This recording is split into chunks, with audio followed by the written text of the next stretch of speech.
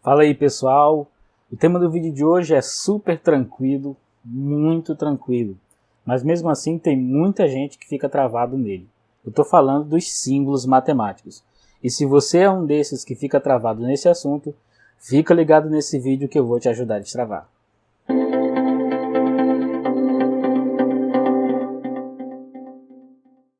Esse tema ele é um dos primeiros bloqueios que aparece na vida do estudante.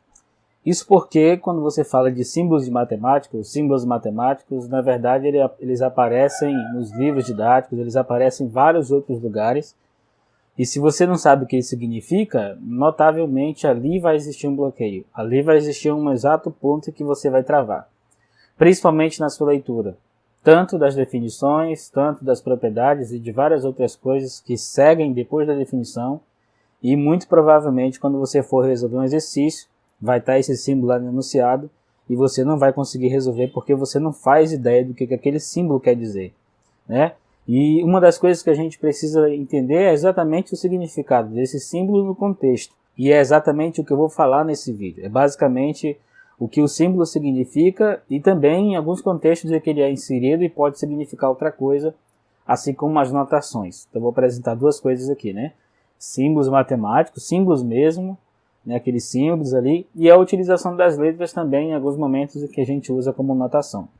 Você precisa entender isso daí, porque eu já vi muitos, mas não foi pouco, foram muitos mesmo, alunos que tiveram dificuldades para interpretar um enunciado de um problema, de uma questão de matemática, porque eles não entendiam. Como eles não entendem ali o que aqueles símbolos significam, né, às vezes uma sequência de símbolos que vem, um após o outro, né, ele não sabe o que está dizendo o texto, então ele passa por cima do símbolo. E às vezes aquele símbolo ali é a informação mais importante do texto, de todo o enunciado do problema, né? Você vai partir dali para resolver o problema. Nem sempre os números são necessariamente a coisa mais importante do enunciado do problema. Você vai usar eles, óbvio, mas para você interpretar o problema, os números não são necessariamente um fator muito importante para você determinar o que você precisa fazer. Agora, as palavras que rodeiam esse número, né, sim, são importantes, e os símbolos são importantes também, porque em alguns casos eles substituem as palavras. Então é importante que você fique atento para isso. Eu vou começar então pelos símbolos, né? Depois a gente vai para conhecer as letras também, né, a utilização dessas letras. Vamos começar pelos símbolos, aqueles que vocês conhecem, né, das 4 operações. Vai ser difícil desenhar isso aqui, mas vamos tentar, né? Vamos ver como é que vai sair. O símbolo esse símbolo aqui, vocês conhecem, né? O símbolo da adição, que muita gente chama ele de mais. Ele também pode ser representado em outro contexto. Aliás, ele pode significar outra coisa em outro contexto, né? Por exemplo, quando você tem aqui, você sabe perfeitamente que você está falando... Eita, que esse 3 saiu esquisito. Você está falando do quê? Você está falando da adição, da operação. Esse 3 não vai ser melhor do que isso, né? Dá para entender que é o 3 aqui, né? Então, aqui você tem uma adição, você sabe para que serve o símbolo e não tem dificuldade de entender qual o significado dele aqui. Da mesma forma, em outro contexto em que você vai ter, né? Essa é o melhor, o 3 aqui. Você tem esse símbolo aqui não para dizer adição, mas para indicar o sinal do número 3. Para indicar que ele é um número positivo. Normalmente, para não ter essa confusão, e não sei dizer exatamente agora se é para evitar isso, mas ajuda, né? Que quando você tem aqui simplesmente para representar que o número é positivo ou negativo, você oculta esse sinal de mais aqui, né? A menos que você esteja numa expressão, seja ela expressão algébrica ou expressão numérica, você coloca porque você está adicionando, né? Você está utilizando mais ali, em grande parte dos casos, como adição mesmo. Então, é importante você usar. Mas quando você tem, por exemplo, 3 vezes qualquer coisa aqui dentro do parêntese, você não precisa colocar um mais para dizer que esse 3 é positivo. Não há necessidade disso, porque na ausência do mais fica subentendido que ele é positivo, né? Caso contrário, se ele for negativo, tem que aparecer o sinal de menos. Tá? E aí é basicamente o que acontece, a mesma coisa que acontece aqui com esse sinal da adição, acontece com o sinal da subtração, né? E em alguns casos acaba que esse menos aqui acaba que sendo confundido, né? A gente usa esse menos como sinal de subtração, mas também utiliza ele para representar os números que são negativos, né? Porque a gente sabe que, dado um número, ou ele é positivo, ou ele é negativo, ou ele é igual a zero. Então, se você sabe quem é esse número, você tem como especificar, desde que ele não seja um número complexo, não real, né? Você não consegue dizer se ele é positivo, se é negativo, ou em que lado da reta que ele está, do lado da direita do zero ou à esquerda do zero, né? Você não tem essa relação de ordem do conjunto dos números complexos. Mas aqui você consegue dizer quem é positivo e quem é negativo. Aqui você fala tranquilamente que ele é negativo porque tem o sinal de menos fazendo esse papel aqui, né, de classificar melhor esse número menos 3. Quando você tem, por exemplo, menos 3, e eu vou insistir nesse 3, né? Você tem aqui menos 3 mais 7. Então, pode existir uma confusão, né? Porque você está falando isso aqui é uma subtração ou uma adição? Como que você enxergaria isso daqui? É adição ou subtração? Se você entender como subtração, então esse menos aqui seria o sinal da subtração, já que é o único lugar onde ele aparece. Mas na verdade esse menos faz parte do 3, ou seja, ele é o sinal que indica que o 3 é negativo. Então você pode perceber aí que existe sim uma confusão com o uso dos sinais, né? Mas é o que você precisa entender a priori, e é o foco do vídeo, não necessariamente explicar isso aqui, né? Se é sinal ou não de subtração ou de um número negativo. O foco é mostrar para você a utilização desses símbolos aqui, tá? E você conhecer os símbolos de matemática, esse que é o mais importante para você aprender aqui. Depois desses sinais de adição e subtração, que você também usa para representar número positivo ou negativo, você vem para esse sinal aqui, né, que eu não gosto muito. Tem muita gente que usa esse, né, no caso da calculadora, por exemplo, tanto de celular quanto de computador, ou então da calculadora comum, né, você tem isso daqui, ele chama-se de operador, né, ele tem uma aparência parecida com um X. Na mão mesmo, quando você vai escrever, eu não gosto muito dessa utilização do X, porque pode confundir com a própria letra X, né? Não é todo mundo que vai entender isso daqui como um operador, né? Vai entender como X, ele vai ver um X, que parece um X. Então, na mão você não vai diferenciar o que é uma multiplicação. Então, você escrever, por exemplo, 2x vezes 7, indicando que isso é 2 vezes 7, precisa ter um cuidado em relação a isso. Por que tem que ter esse cuidado? Porque se, dependendo do contexto, alguém pode acabar confundindo esse operador aqui com um x, né?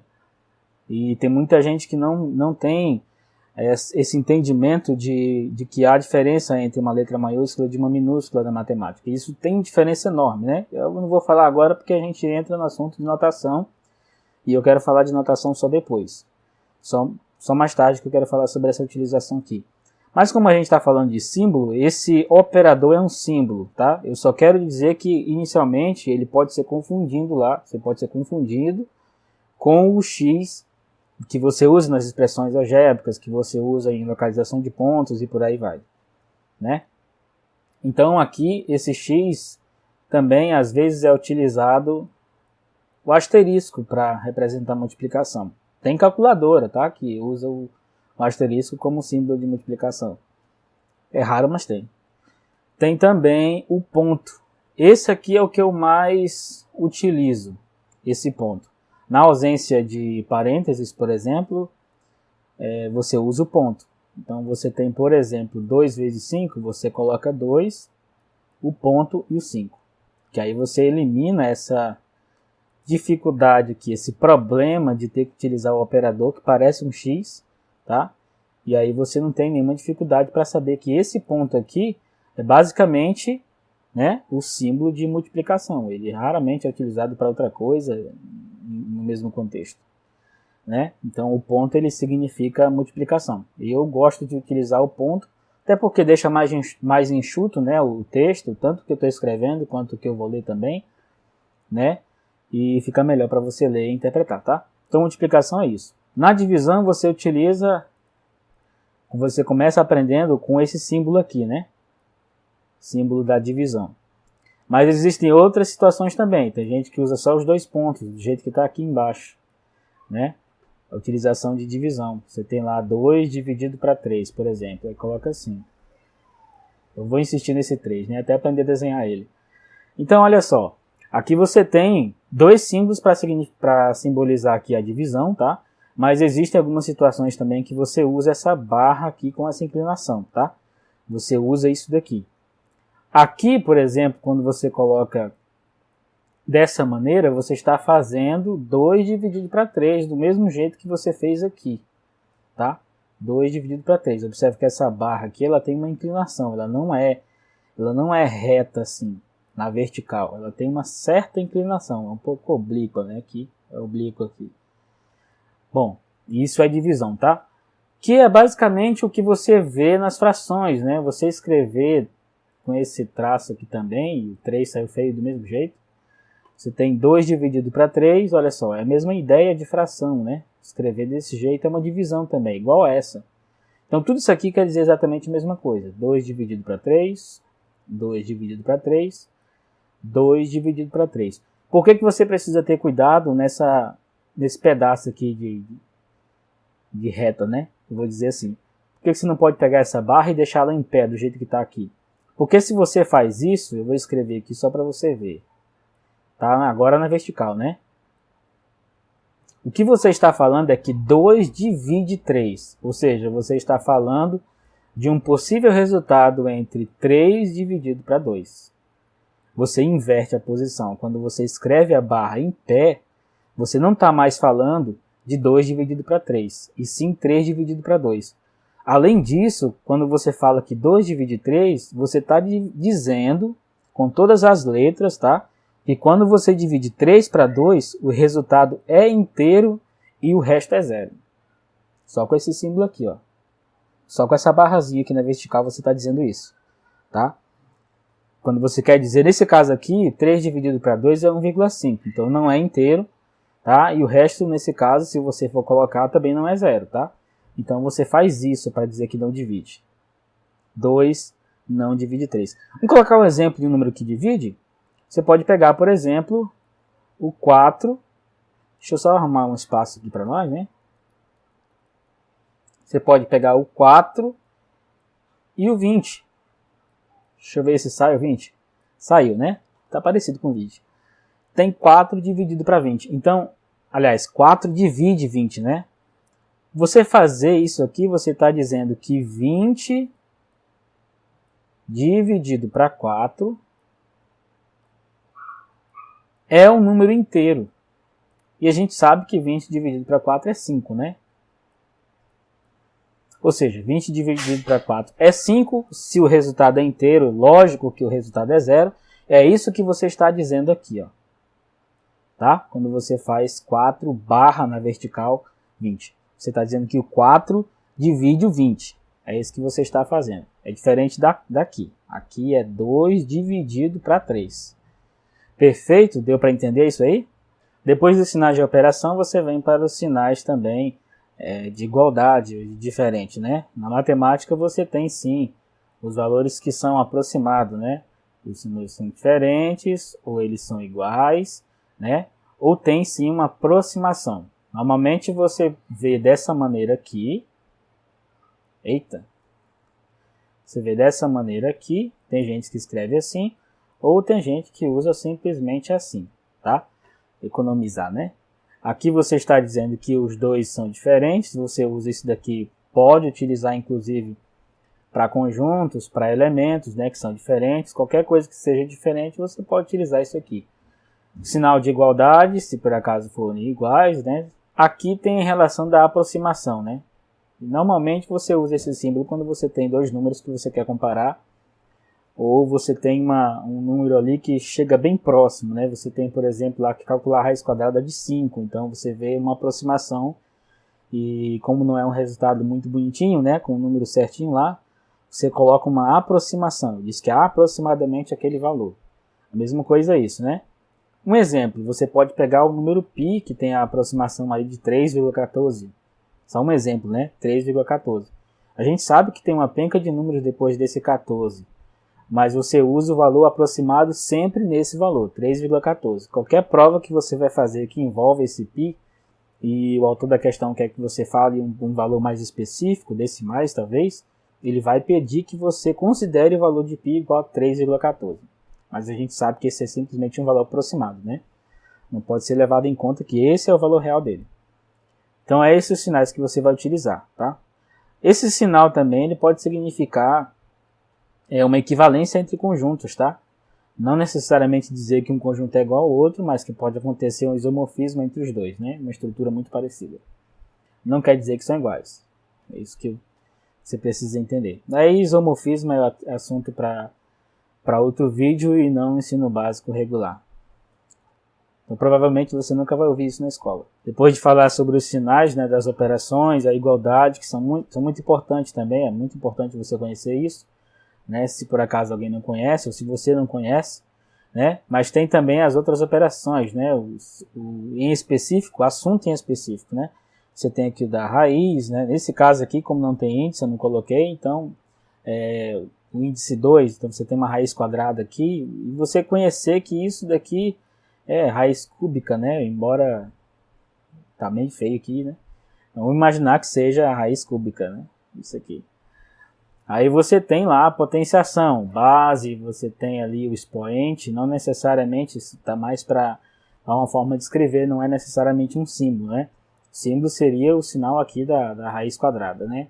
Da raiz de seção, isso que você tem como considerar como um símbolo, tá? Mas uma coisa que entra muito em debate, assim, porque há uma certa dificuldade de entendimento do que seriam esses símbolos ou quando você utiliza.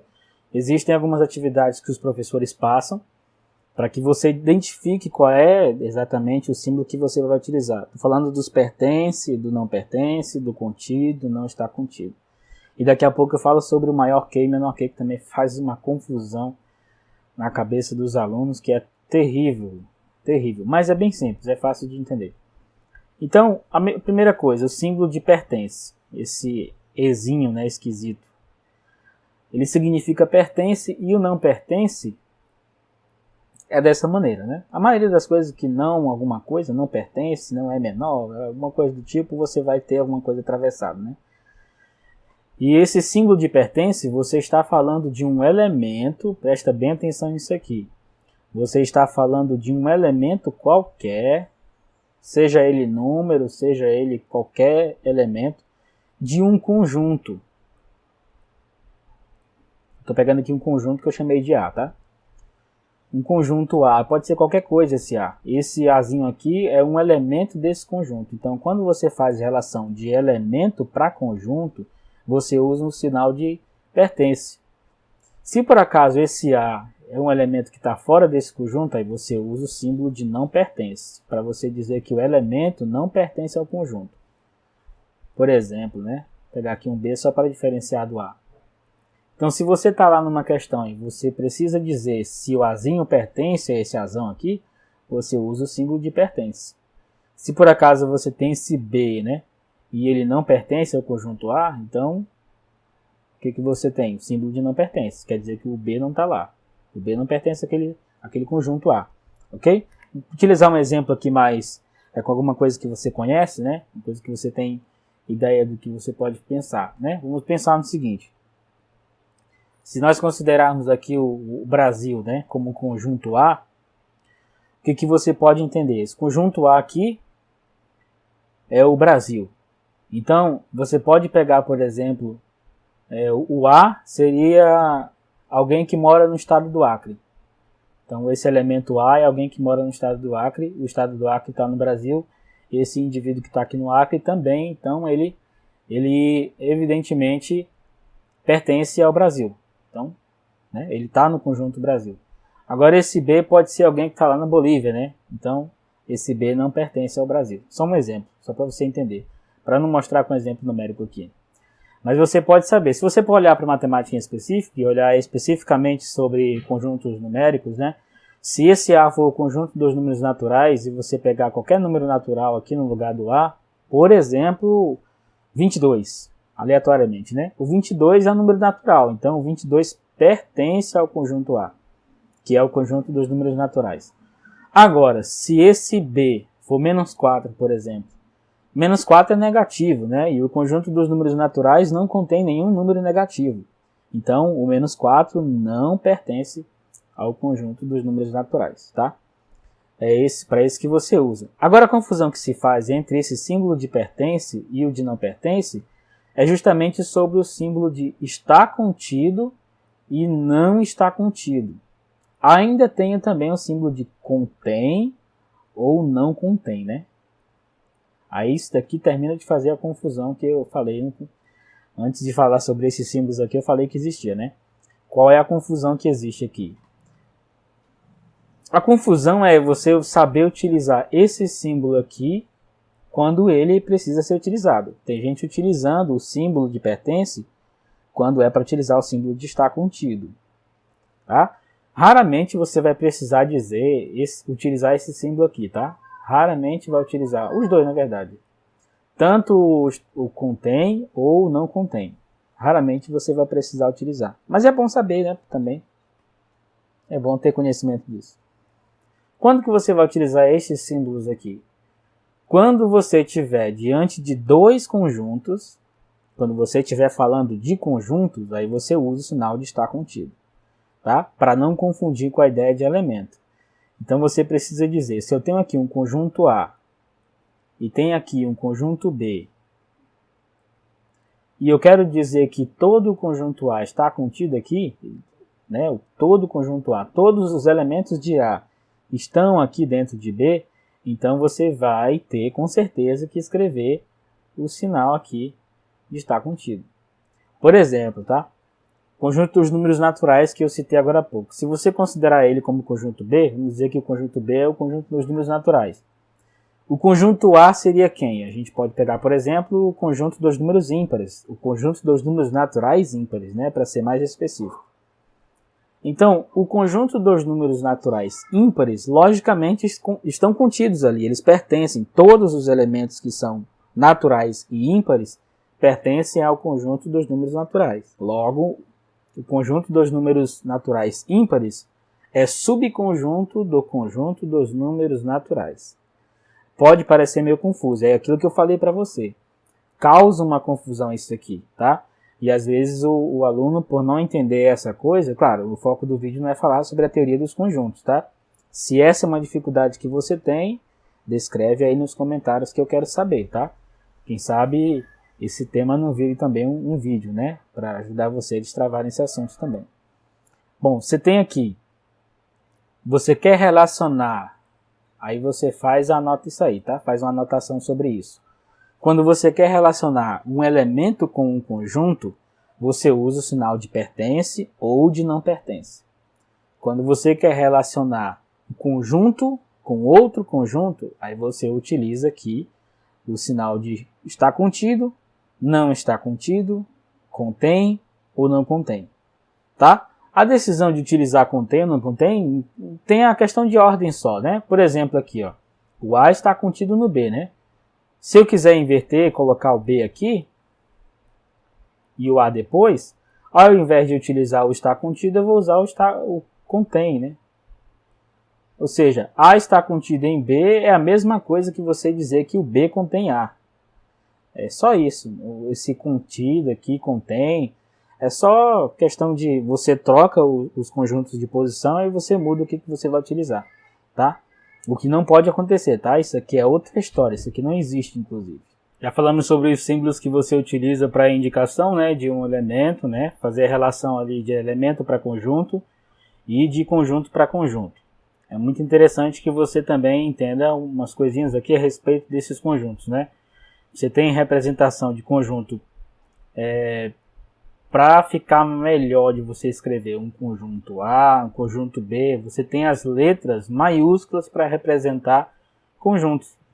E aí você tem aqueles conjuntos específicos, né? Que não necessariamente tem uma letra, né? Você pode escrever assim, tem gente que se desenha dessa maneira, tem gente que desenha dessa maneira aqui. Ficou meio esquisito, mas dá para entender, é bem parecido com isso, né? Do conjunto dos números naturais, esse aqui, conjunto dos números naturais, conjunto dos números inteiros, o conjunto dos números racionais, o conjunto dos números irracionais. Observe que são letras, né? Parece com a letra N de naturais, parece com o Z, que parece também não tem nada a ver com números inteiros, né? O Q de racionais, que também parece não ter nada a ver, o I de irracionais e o R, que a gente chama de R, mas ele tem uma aparência de R, né? Bem parecido com o R, mas tem esse traço adicional aqui, né? Duas barras em uma das perninhas que aparece aqui. Isso é importante você entender, né? O R dos reais, ele não é escrito assim. Isso não é o R dos reais. O R que representa o conjunto dos números reais é esse, com esses dois traços aqui do lado. Então, são coisas que você precisa entender melhor, né? Que são coisas mais específicas. Você não vai pegar esse R aqui, porque ele pode significar outra coisa. É uma coisa que você precisa tomar muito cuidado mesmo, tá? Esses conjuntos aqui, eles são representados assim. Agora, qualquer outro conjunto que você precisa utilizar, fora, claro, daqueles outros conjuntos que a gente tem também, não só esses aqui, que são representados por letras assim, bem específicas, né? Mas, por exemplo, o conjunto formado pelo conjunto dos números ímpares, ele pode ser representado por um I maiúsculo, né? Independente de quem é conjunto dos números ímpares, mas eles são o quê? Inteiros, naturais, o que eles são, né? Então, se você tem aqui, ó, o conjunto dos números ímpares, você não vai colocar essas duas barras aqui, porque essas duas barras é do conjunto dos números irracionais. Então, você vai colocar esse I maiúsculo. E não necessariamente precisa ser I, pode ser a letra que você quiser, tá? Porque não existe uma letra em específico para representar o conjunto dos números naturais ímpares, por exemplo. Não tem. Então você escolhe uma. Ou seja, o que você vai pegar como padrão? Se o conjunto que você está vendo lá no exercício, ou está lendo lá nas definições, você está lendo um texto sobre matemática e aparece no texto uma letra maiúscula representando o conjunto específico, então aquela letra ou aquele símbolo que você está vendo, ele vai sempre representar aquele conjunto. Esse R aqui, por exemplo, né, está aparecendo aqui, está circulado, ele sempre vai representar o conjunto dos números reais, né? Quando aparece um número aqui em cima, por exemplo, é o conjunto dos números reais, mas ele está cartesiano aqui com ele mesmo, tá? Tá R2, ou seja, você está falando do plano. Mas esse R é sempre dos reais. Ele não vai, ninguém vai usar esse R aqui, né? Esse R aqui, para representar o conjunto dos números inteiros, né? Se fizer, vai causar uma confusão enorme já, porque já praticamente é convencional que esse N ou esse, né? Eu gosto de usar esse aqui, é o N dos números naturais, né? Não é simplesmente um N maiúsculo. Isso daqui pode ser qualquer conjunto, qualquer um, né? Menos o conjunto dos números naturais. Por quê? Porque o conjunto dos números naturais é representado por esse símbolo aqui. Tá? Agora, qualquer outro conjunto que não tem um símbolo específico para representar ele, aí você pode utilizar a letra que você achar melhor. A letra que você quiser, pode ser a primeira letra do seu nome. Não tem uma regra específica para isso, né? Não tem, para conjunto qualquer não. Certo? Você conseguiu entender isso? Se você conseguiu entender, melhorou muito já, né? Porque só essa questão aqui já vai lhe ajudar bastante em questão de notação. Uma coisa muito importante. Ok? Você entendendo então essa utilização aqui, você tem ainda uma outra forma de representar. Tem mais duas, pelo menos, de você representar conjuntos, né? E tratando praticamente pedaços da reta, talvez, intervalos, né? Quando você vem para intervalos. E aqui, para você entender a questão dos intervalos, é importante que você saiba como é que você escreve um intervalo, né? Finalizar aqui terminar de apagar esse trem. Pronto, agora aqui, o intervalo ele é representado, pode ser representado por parêntese, né? Você tem aqui um intervalo, tentar escrever alguma coisa aqui que está ruim para escrever. Vamos imaginar que isso aqui seja um B, tá? Então você tem um intervalo que começa em A, termina em B. O uso dos parênteses indica que esse intervalo aqui ele é aberto em A e aberto em B. Ou seja, todos os números que estão entre A e B pertencem a esse intervalo, menos os elementos A e B. Intervalo aberto A em B indica que os extremos não pertencem ao intervalo. Tá? Se você faz dessa maneira aqui, e por incrível que pareça, tem gente que faz confusão, por exemplo, entre colchete e chaves, né? Isso daqui é o colchete. Mas tem gente que não sabe que isso é colchete. E mais incrível ainda, tem gente que acha que isso daqui é chave, né? Chama o parêntese de chave, chama o parêntese de colchete, não sabe nem o nome dele, né? Por incrível que pareça, tem, isso acontece também. Você tem aqui também as chaves. As chaves elas não são utilizadas para você desenhar, né, para você indicar intervalos. Você usa para representar conjuntos, ou você usa ele em expressões algébricas quando é muito grande, quando há necessidade, né? Ou em expressões numéricas quando há necessidade também de utilizar, né? Nas expressões algébricas é muito difícil você ver isso acontecer, a não ser que seja muito grande, tenha presença ali de parêntese e colchete já, né? Mas aqui nos intervalos, só antes de falar sobre esse parêntese aqui, aliás, sobre essa chave aqui, aqui é intervalo aberto nos extremos, aqui é intervalo fechado nos dois extremos, que quer dizer que tanto A quanto B, que são os extremos desse intervalo, pertencem ao intervalo, né? Então, os dois extremos pertencem e tudo que está entre os dois também pertence ao intervalo. E nesse caso aqui, olha só, quando você escreve assim, usando os mesmos exemplos de A e B, tá? Isso pode indicar qualquer AB, qualquer valor de A e B vale isso daqui. Se você escreve dessa maneira, né? Como eu não estou no assunto de intervalo, eu não vou me aprofundar no assunto de intervalo. Mas essa escrita aqui, eu quero falar sobre ela só para mencionar depois a escrita desse conjunto aqui, tá? Como é que você representa ele. Então você tem aqui, ó, aberto em A, fechado em B. Então você está utilizando aqui o parêntese para indicar que ele é aberto em A, mas que é fechado em B. Ou seja, o A não pertence ao intervalo, mas o B pertence. É isso que está sendo dito aqui, né? E o que esse intervalo representa, basicamente? Ele está dizendo, ele está falando de um conjunto, vou pegar esse daqui primeiro. Ele está falando de um conjunto, vou pegar aqui letra diferente, né? Vou pegar aqui uma letra diferente para não confundir. Utilizar aqui um X, já que provavelmente você está acostumado com X, né?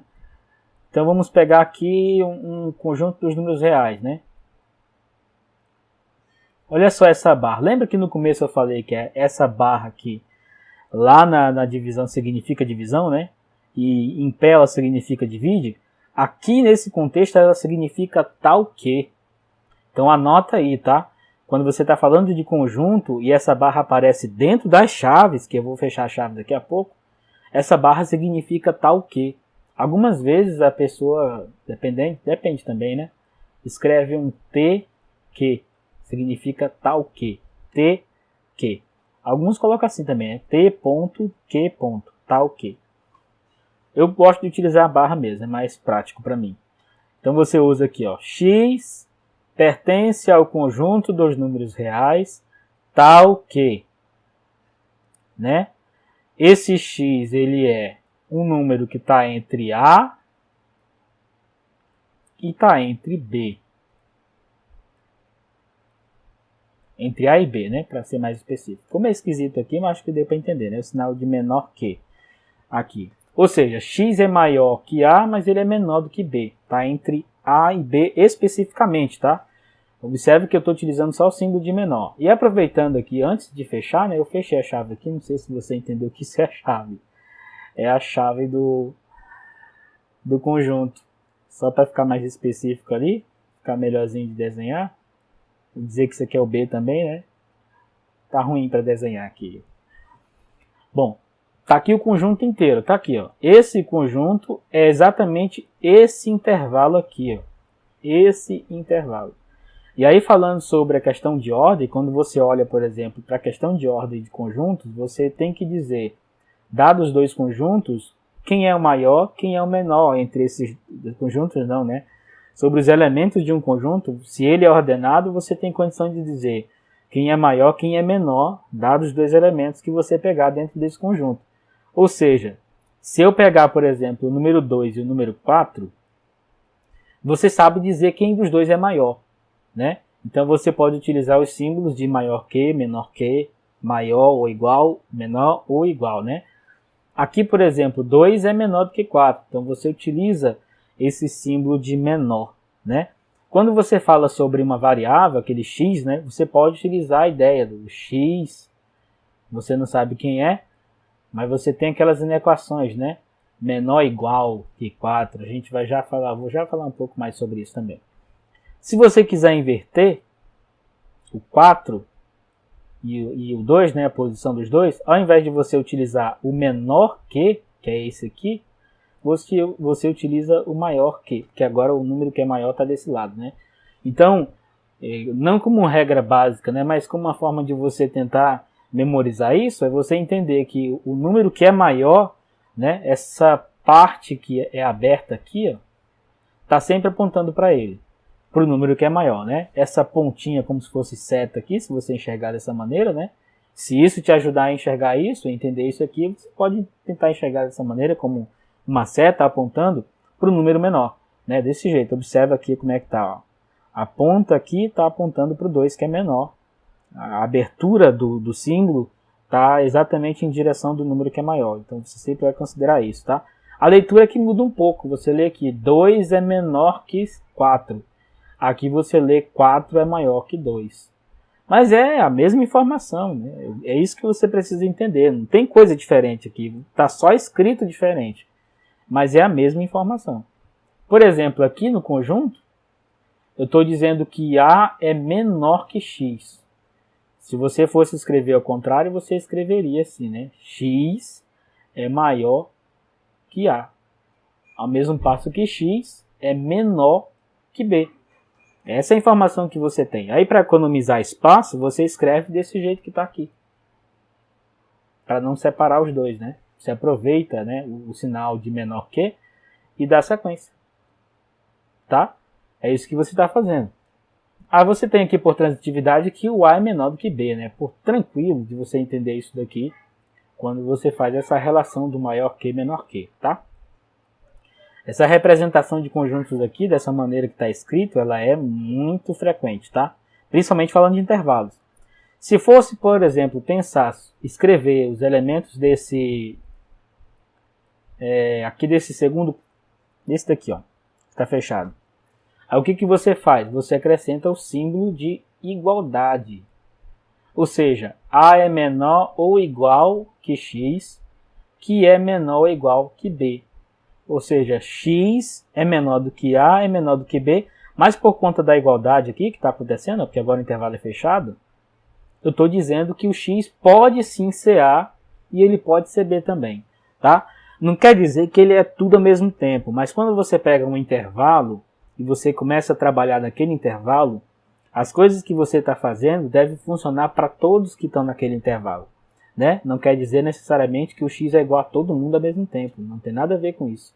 Mas é que você está tirando valores desse intervalo para fazer alguma coisa, para testar, para resolver, por exemplo, alguma questão que envolve funções, que envolve outras coisas a mais que você pode fazer com o intervalo. Por exemplo, equações, e por aí vai, né? Aqui nesse último, por exemplo, se por acaso eu fosse representar esse conjunto aqui, esse intervalo, não teria igualdade aqui. Por que não teria igualdade? Observa, ele está aberto no A, então é só menor mesmo. O X é só maior do que A, ele não pode ser A, mas ele pode ser B, então tem igualdade aqui ao B. Ó. Estão vendo que é bem simples, não tem segredo aqui. Né? Se por acaso ficar alguma dúvida, você pode escrever nos comentários qual é a sua dúvida a respeito disso aqui. Né? Mas é bem simples, né? Tá bem tranquilo para você entender, bem claro mesmo. Né? Bem suave. Mas aí, se tiver dúvida, escreve aí, deixa aí nos comentários. Fazer uma ligação direta agora com esses símbolos aqui, tá? Falar de uns símbolos em sequência. Você vai utilizar, por exemplo, esse símbolo aqui, que parece um U. Você vai utilizar ele para união, tá? Especificamente na união de conjuntos. Então, quando você faz união de dois conjuntos, você usa esse símbolo. Por exemplo, o conjunto A união B. Né? Você está unindo o conjunto A com o conjunto B.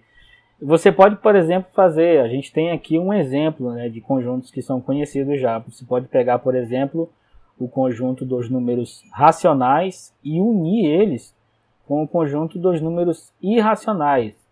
Qual é o resultado disso? O conjunto dos números reais, né?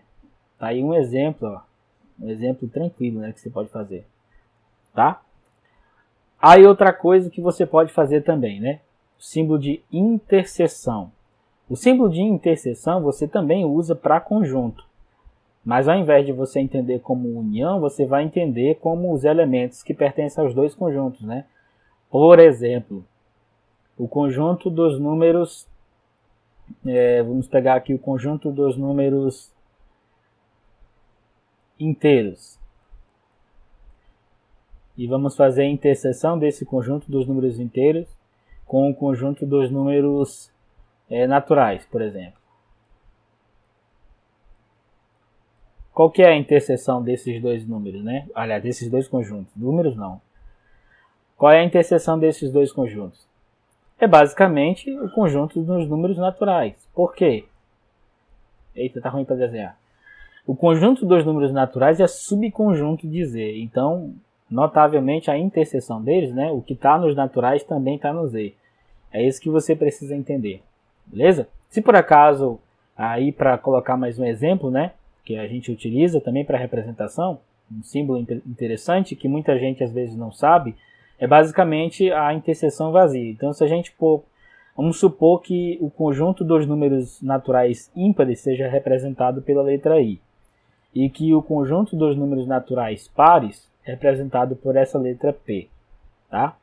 Então, notavelmente, qual é a interseção entre o conjunto dos números pares e o conjunto dos números ímpares? Existe algum número que é ímpar e par ao mesmo tempo? Algum número natural que é ímpar e par ao mesmo tempo? Não tem, né? Se alguém pensar que o zero tem essa característica, o zero é um número par. Então, esse conjunto aqui, essa interseção, tá? E só para identificar, porque você já deve ter percebido aqui, ó. A interseção de dois conjuntos é um conjunto. E a união de dois conjuntos é um conjunto também, tá? Você não pode pensar que vira um número, não. Então, aqui, por exemplo, a interseção do conjunto dos números naturais ímpares com o conjunto dos números naturais pares é especificamente vazio, tá? Representado por essa letra grega aqui, tá? É como se fosse um zero cortado, né? É desse jeito aqui que a gente representa o conjunto vazio. Há uma informação interessante sobre esse conjunto vazio aqui, mas o foco do vídeo não é esse, então, né, fica para outro vídeo. Com a interseção e a união, né, de conjuntos, aí você tem o cartesiano, que aí você tem quase parecido com aquele x de novo, né? Você tem um operador ali cartesiano, né? Significa um par ordenado, praticamente, né? Não é uma definição formal, não. Mas você vai ter um par ordenado aqui com esse formato, né? Apenas com dois cartesianos aqui, você vai ter esse formato aqui, esse par ordenado, ó. Aí, o primeiro elemento, esse daqui, ele pertence ao primeiro conjunto. E o segundo elemento, ele pertence ao segundo conjunto. Isso aqui é cartesiano, tá? É justamente por isso que o plano cartesiano recebe o nome de plano cartesiano, porque ele é o cartesiano do R com ele mesmo, tá? O R cartesiano R. O que a gente conhece como o R2. Eita, que ficou bonito agora. O R2. Tá esquisito, mas eu acho que deu para entender. Tá aqui, o R2 é o R cartesiano R, que é o plano cartesiano, aquilo que você estuda o tempo inteiro, né? Ele sai dessa definiçãozinha aqui, tá? São símbolos que você vai utilizar. Esse aqui, tá? Operador, né? A cartesiano D. Outro símbolo que você tem também é o símbolo do somatório. Somatório, ele é um pouco esquisito, mas alguns podem ter dificuldade, né, para utilizar o somatório. Você tem aqui uma soma finita ou infinita de parcelas, sejam elas iguais ou diferentes, não importa, tá? Você tem uma soma aqui, uma adição de um monte de coisa, você está somando, e para simplificar essa adição de um monte de coisas, né, ou de infinitas parcelas, você pode usar o somatório para representar, né? Você pode pegar aqui, por exemplo, mudar aqui, pegar aqui, por exemplo, o somatório e um AI, por exemplo, e colocar esse I variando aqui, né, de 1 até N, por exemplo, em que o N ele pode ser um número natural, né? Você pode pensar nisso. Ou seja, você tem a soma de A1 mais A2 mais A3 mais A4 mais A5, aí você tem essa soma aí finita, porque o N, aliás, infinita, né? Porque o N é um número natural, o conjunto dos números naturais é infinito. Então você tem uma soma infinita ali de parcelas, né? Que não tem aqui nenhuma especificação para dizer que são parcelas iguais. Se fossem iguais, seria uma multiplicação normal, né? Então você tem aí, ó, uma representação, uma soma muito grande, então você pode simplesmente representar dessa maneira aqui, melhor, né? Da mesma forma, você pode também usar o produtório. Ele tem praticamente a mesma função de somatório, a diferença é que ao invés de ser adição, né, aqui você tem um produto.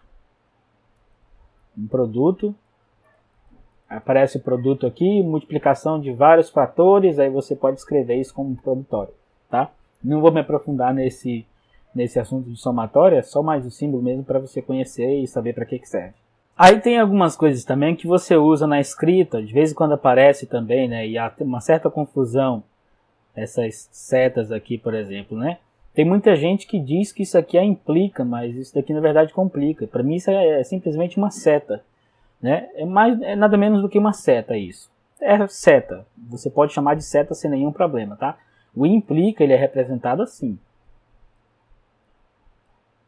Isso sim é implica. Isso aqui é uma seta normal, tá? Isso é implica. Ele pode ser utilizado, por exemplo, em contexto como então, tá? Ou então isso implica que, ou você tem isso, então, né? Por exemplo, você tem aqui, lá no uso das equações, né? Eita, saiu esquisito x. Você tem lá 2x igual a 4. Aí você pode utilizar então, tá? Porque como se você estivesse falando, né? 2x é igual a 4. Então, x é 4 dividido para 2. E aí você segue, né? Então... Eita, saiu esquisito.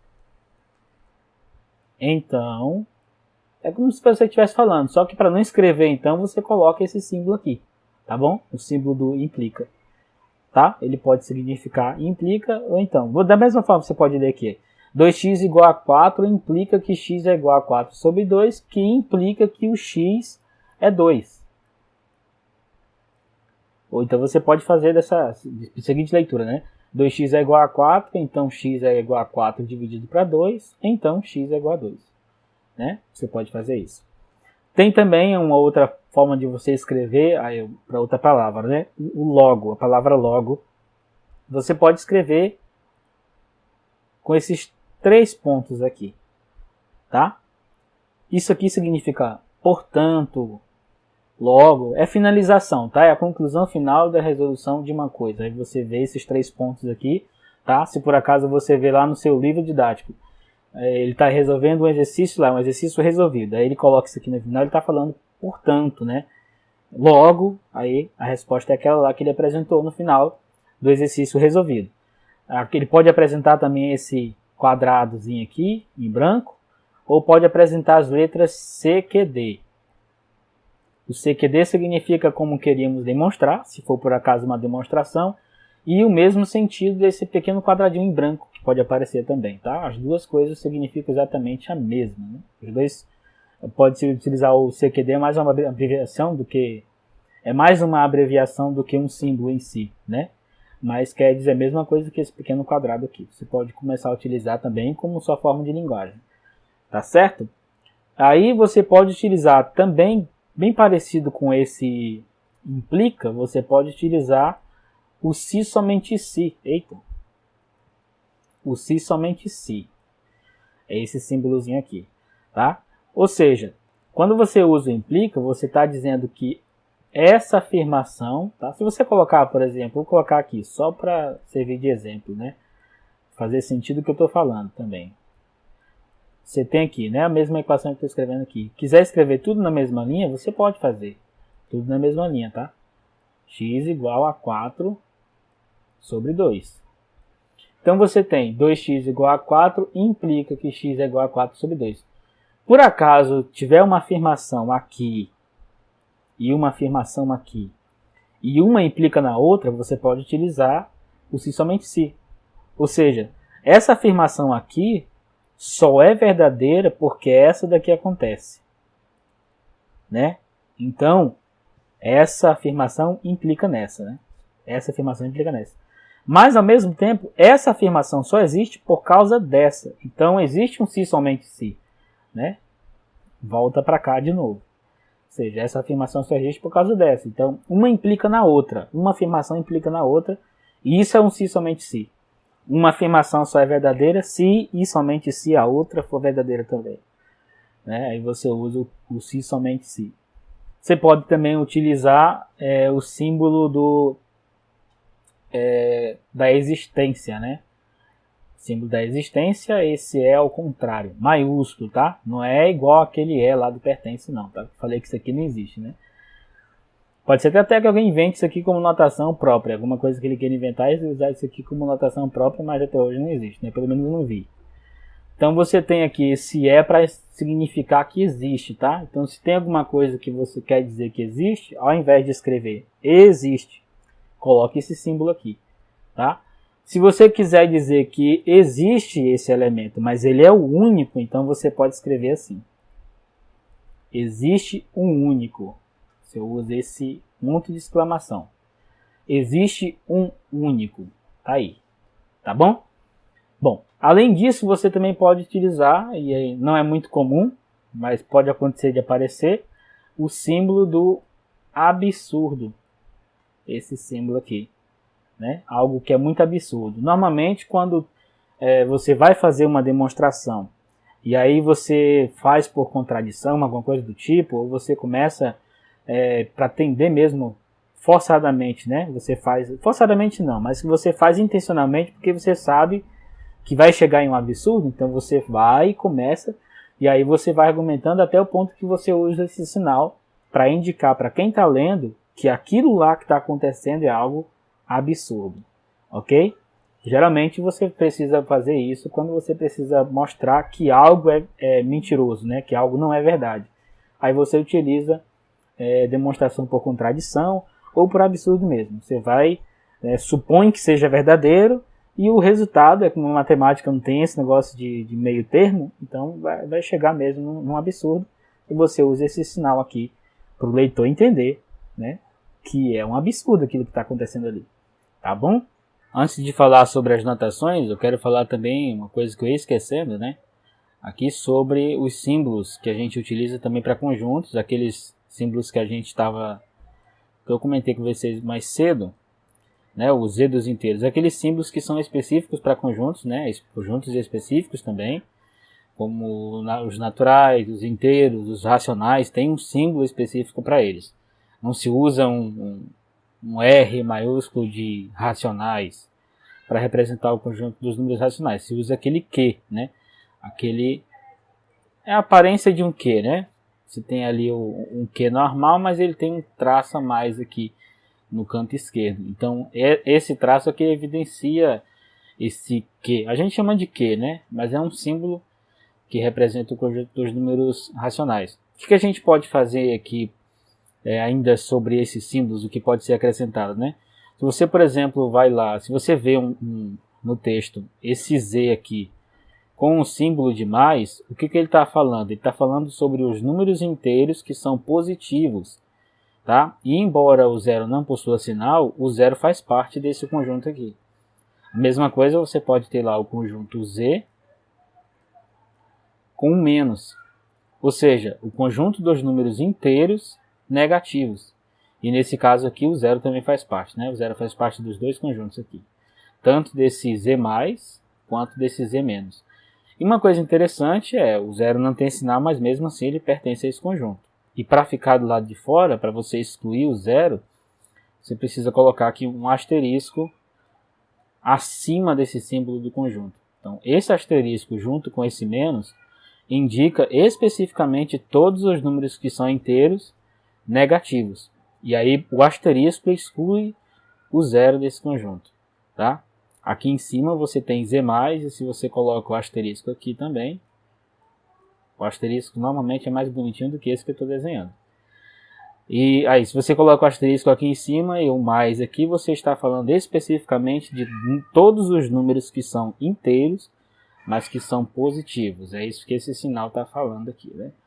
A mesma coisa você pode fazer para Q, pode fazer para os irracionais, que embora sejam irracionais, você tem como dizer se ele é positivo ou se é negativo, né? Você pode também falar a respeito dos números que são reais, né? Aí só uma observação que eu falei sobre os irracionais agora, mas o conjunto dos números irracionais, por exemplo, não contém o número zero, né? O zero não é irracional, ele é racional. E como eu já falei, quando eu falei sobre a união, né? Esse conjunto Q em união com o conjunto I, ou seja, o conjunto dos números racionais unido com o conjunto dos números irracionais, traz para a gente o conjunto dos números reais. Então, o que é racional não tem como ser irracional nesse contexto aqui, certo?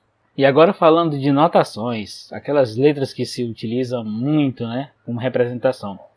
E aí, só fazendo uma observação, um adendo aqui adicional, né? De novo, antes de falar sobre as notações. Você precisa ter muito cuidado com relação do contexto, porque o contexto ele vai dizer para você o que aquele símbolo está significando ali, o que ele significa de fato. Eu falei anteriormente sobre aquele intervalo, né? Vou desenhar aqui direito aqui. Deixa eu ver se sai. Pronto, está parecido. Você tem aqui um intervalo AB, mas isso aqui só é intervalo AB se por acaso, quando você estiver lendo o contexto em que ele está sendo inserido, alguém falar que isso aqui é intervalo. Você não pode dizer que isso é um intervalo sem que o contexto lhe diga isso. Isso pode muito bem ser um par ordenado. Lembra quando eu falei sobre A cartesiano B, aqueles dois conjuntos, A cartesiano B? Esse primeiro elemento ele é o elemento do primeiro conjunto, seria o A, né? E o B seria o elemento do segundo conjunto, o B. Ou seja, o primeiro elemento aqui pertence ao primeiro conjunto, esse segundo elemento pertence ao segundo conjunto. É aquilo que você tem no plano cartesiano, quando você tem lá x, y, aí você tem o eixo das abscissas e o eixo das ordenadas, nada mais é do que o R2. Plano cartesiano, R2. R cartesiano R. Então o que você tem ali? X está na reta y, aliás, x está na reta das abscissas ali, né? No eixo das abscissas, porque ele é o primeiro R. Né? O segundo ali, como é o mesmo R, não faz muita diferença em termos de rotatividade, onde você está, do ponto de vista que você está olhando. O plano é sempre a mesma imagem, né? Mas o x está na primeira reta, e a primeira reta é exatamente aquela reta na horizontal, aquela que está deitada ali. O y, a gente costuma falar na vertical, né? Para que isso? Para facilitar a sua visualização do plano, né? Mas você tem sempre essa visão aqui. X é do primeiro e o y é do segundo, naquele cartesiano, né? No R cartesiano R. Aí o que é diferente? Esse, por exemplo, aqui poderia ser um par ordenado, ou seja, a primeira coordenada e a segunda coordenada. São coordenadas de um ponto do plano. É isso que você precisa entender para diferenciar. Porque quando você está no assunto de intervalos, e isso daqui é um intervalo, o que você tem? Você tem um conjunto. Não é só um intervalo com dois extremos. São dois extremos, A e B são dois extremos, mas tem uma penca de coisa entre A e B. Pode ter infinitas, inclusive. Se você pega esse intervalo dentro do conjunto dos números reais, pode existir uma cambada de gente aí entre A e B. Né? Pode existir uma quantidade infinita de números entre A e B. Entre os números reais, por exemplo, entre dois números reais, por exemplo, 0 e 1, existe uma quantidade infinita de elementos. Você está falando de muita coisa, não é de um par ordenado. Então, se você não tomar cuidado sobre isso, quando você for estudar, por exemplo, funções, e você vai precisar estudar sinais, né? Quando você tem lá a multiplicação de expressões, né? E você precisa analisar onde que ela cresce, onde que ela decresce, você precisa fazer o estudo de sinal. E às vezes você precisa ter esse entendimento de intervalos para que você visualize melhor A parte em que ela começa a crescer e a parte em que ela começa a decrescer, o momento em que ela começa a ser constante, em quais intervalos isso acontece. Então, isso você só consegue observar isso, só consegue enxergar isso, se você consegue enxergar o intervalo como intervalo e par ordenado como par ordenado. Porque eu já vi bastante gente confundindo as coisas, né? E enxergando um intervalo como se fosse um par ordenado. Então, para ele só interessa os números que aparecem aqui. O que está entre um e outro, muita gente desconsidera porque não entende o que é um intervalo, né? E a maneira de você representar um intervalo pode parecer que não seja muito fácil de você enxergar. Pode ser, nessa notação aqui, por exemplo. Mas o contexto deixa tudo claro para a gente. Então, não olhe só para os símbolos em si, mas o contexto vai explicar muita coisa, com certeza. Agora sim, finalmente falando sobre as notações, né? Começando sobre a letra maiúscula e a minúscula. E tem algumas coisas ali que não é que seja uma regra, mas para facilitar o entendimento das coisas, a gente costuma mudar a forma como a gente escreve. Existem alguns autores que começam a escrever alguns conjuntos, né, e colocam algumas letras lá bem esquisitas, formas diferentes, não sei o nome que se aplica. São coisas assim bem específicas mesmo, né? Letras bem específicas para conjuntos diferentes, alguma coisa do tipo que ele queira evidenciar, né? Porque assim, fora aqueles conjuntos que a gente normalmente conhece, os naturais, os inteiros, os reais, os racionais, esses conjuntos aqui mais específicos, que têm um símbolo específico para eles, todos os demais conjuntos, como eu já mencionei, eles são representados por letras que a gente escolhe. A gente escolhe. Agora, o que é convenção? O que se tornou padrão, né? O que se tornou padrão é que eu não vou representar, por exemplo, um conjunto com uma letra minúscula. Eu não vou pegar um B minúsculo para representar um conjunto. Por quê? Porque eu vou precisar representar os elementos desse conjunto. E se eu utilizo um B minúsculo para representar esse conjunto, eu seria obrigado a utilizar índices, né? Poderia colocar aqui um 1, né? Que está todo esquisito, mas é o número 1. Ou seja, B1, olha só como é que ficaria a linguagem. B1 é um elemento do conjunto B. O conjunto B que está sendo representado pela letra minúscula, né? Ver como é que estão as coisas, né? B1. Isso pode trazer confusão na mente de alguns. Então, essa notação aqui não é que ela esteja errada, mas ela é perigosa para a pessoa se atrapalhar e entender de fato o que isso aqui significa.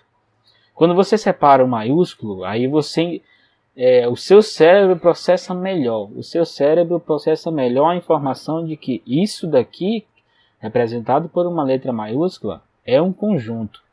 E esse Bzinho aqui, esse B minúsculo, é um elemento desse conjunto. Então, normalmente, tá? Não é uma regra, mas você utiliza as letras maiúsculas para representar conjuntos, as minúsculas para representar os elementos desse conjunto aqui, né? E normalmente a gente usa a letra minúscula para representar os elementos, né? Bzão aqui, ó, e o Bzinho, né? B maiúsculo e o B minúsculo. Eu não estou utilizando B e um X aqui, a menos que eu necessite mostrar outro, né? Aí eu posso pegar um C, pode pegar a letra que quiser, pode até ser, né, uma letra grega, se você costuma usar, né? Se você conhece as letras gregas, você pode utilizar sem nenhum problema, né?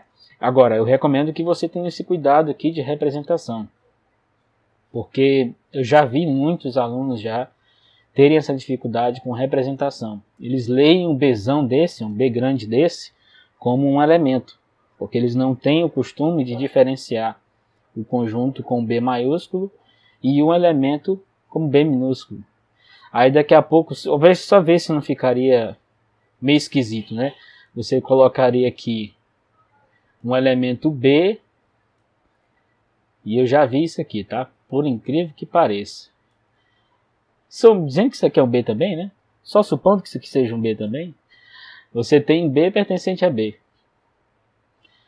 No que eu estou falando e no que você está vendo, não tem muita diferença, né?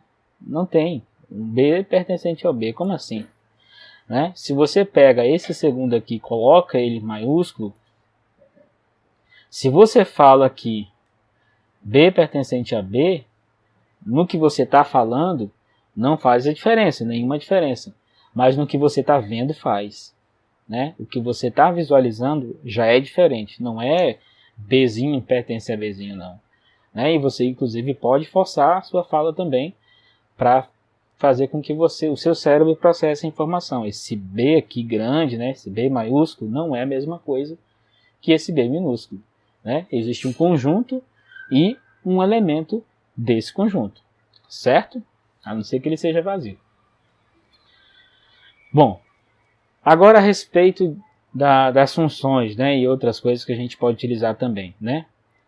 Por exemplo, quando você fala sobre ponto, na geometria, em muitas situações, um ponto é representado por uma letra maiúscula.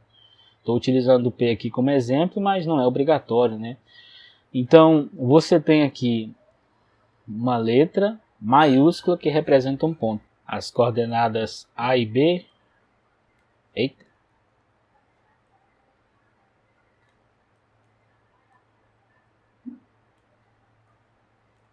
Aí, as coordenadas A e B. Então, esse ponto pode representar exatamente o ponto representado por essas coordenadas, né? Ou localizado por essas coordenadas aqui.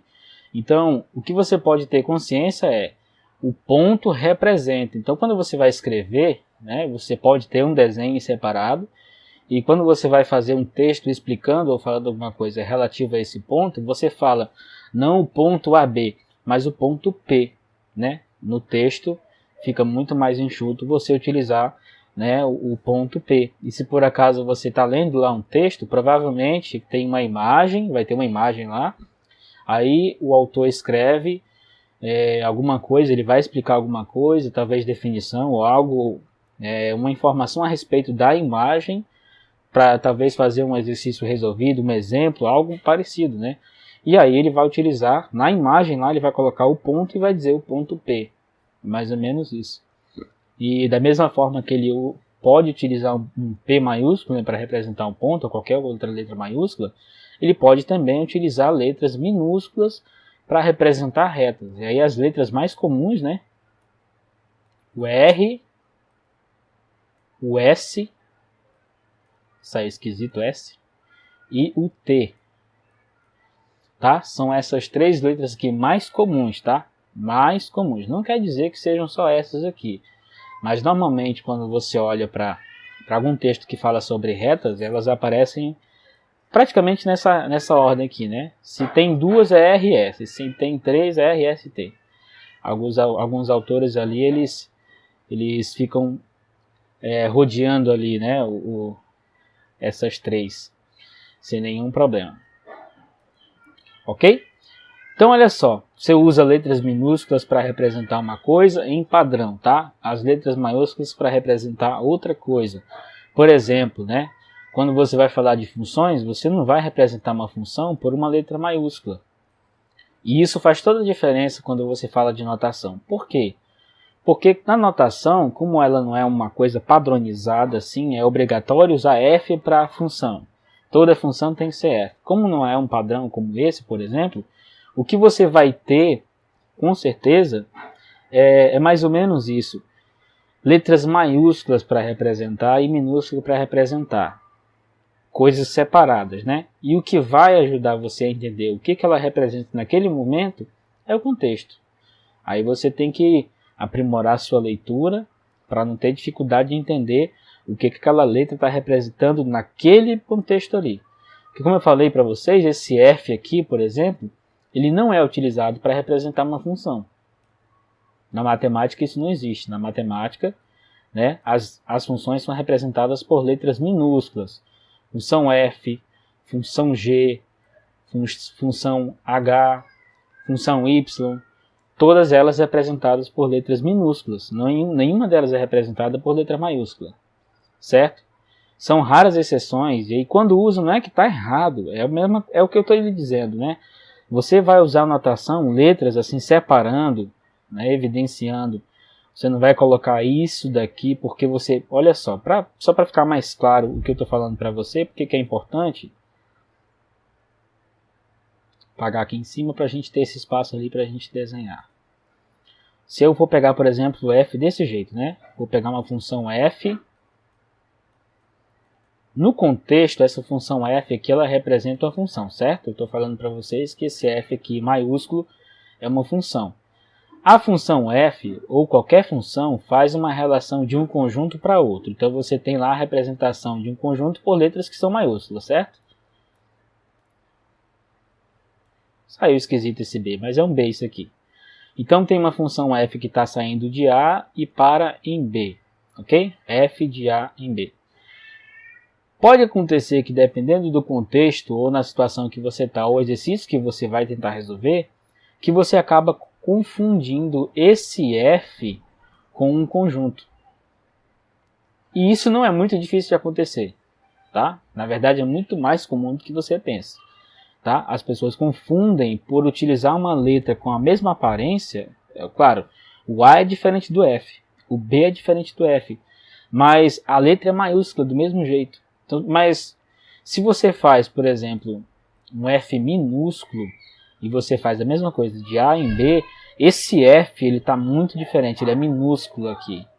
Ele não está no mesmo formato maiúsculo do A e do B. Então já é mais fácil de você diferenciar e enxergar o f como uma função e não como um conjunto, tá? Isso é muito importante. Você não faz ideia de como esse entendimento aqui é super importante. Existe uma coisa que é padrão, não é uma regra, mas você precisa entender que naquele momento você precisa utilizar uma letra maiúscula para representar. Porque se você usa de qualquer jeito ou qualquer coisa, né, a seu critério, você tem que estar muito consciente do que você está utilizando para não criar problemas depois com o entendimento que você vai ter daquilo que você está estudando, daquela questão que você está resolvendo. Às vezes, tem alunos que travam nessas questões aqui de notação e dos símbolos que eu mencionei, que eu não falei tudo, mas trava simplesmente por quê? Porque não conhece a notação, não sabe usar a notação. Então ele vai usar o que ele acha que dá certo, e aí no final das contas, como ele não fez a anotação, não usou a anotação da maneira adequada, ele acaba travando em questões, né? Vai ler o enunciado, pula os símbolos porque ele não sabe o que significa, vai ler o enunciado e se atrapalha para resolver porque ele não consegue entender o que aquele símbolo quer dizer naquele contexto ali, se atrapalha em tudo. Então o resultado final é ficar travado. O importante então é você não só conhecer os símbolos. É claro que a sua leitura, ou seja, das palavras, né, que aparecem entre um símbolo e outro, a sua leitura precisa estar em dia. Então você precisa estudar a interpretação de texto e textos em geral, né? Não precisa ser necessariamente um texto de matemática. Mas eu já quero evidenciar que um texto de matemática, comparado com qualquer outro texto de história, geografia, é um texto muito diferente. A linguagem é diferente. Se não colocassem símbolos lá de matemática, né? Mas se fosse só um texto normal, um matemático escrevendo, uma pessoa da matemática escrevendo o assunto de matemática, é totalmente diferente a forma. A linguagem é outra, né? Algumas palavras que acabam que aparecendo no texto, né? Se você não está adaptado com essa linguagem, você vai ter problemas para entender. Existe hoje uma preocupação enorme, né? Com será que a pessoa vai entender isso aqui que eu escrevi? É o enunciado de um problema, né? É o enunciado de uma questão de matemática. Será que as pessoas vão entender isso daqui? Existe essa preocupação hoje, né? É interessante isso. Mas mesmo assim, o entendimento deve partir de você. É você que vai ler e procurar interpretar o problema para resolver. Só que se tiver esses símbolos aqui e outras coisas a mais, e você não domina isso, você vai ficar travado. Então, analisando tudo isso daqui que a gente conversou, né, nesse vídeo, você precisa conseguir, né, você precisa compreender os símbolos, o que eles significam. Eles têm um significado separado, tá? Eu não estou falando aqui especificamente das notações.